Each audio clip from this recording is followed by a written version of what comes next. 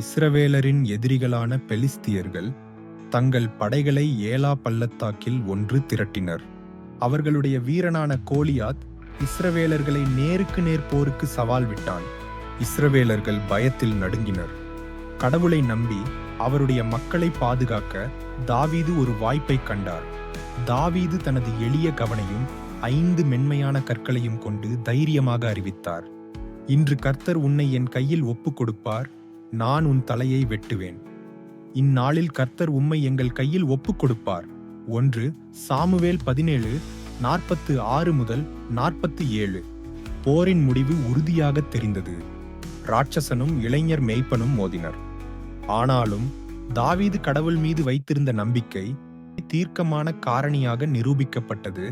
அவரது கவனின் வேகமான வீச்சுடன் தாவீது ஒரு கல்லை எறிந்தான். அது கோலியாத்தை தாக்கியது. கண்களுக்கு இடையில் அந்த ராட்சதனை தரையில் வீழ்த்தியது. பெலிஸ்தியர்கள் பயந்து ஓடிப்போனார்கள். இஸ்ரவேலர் வெற்றி பெற்றார்கள். தாவீதின் துணிச்சலும் விசுவாசமும் அந்த நாளை காப்பாற்றின. மேலும் அவர் ஒரு ஹீரோவாக பாராட்டப்பட்டார்.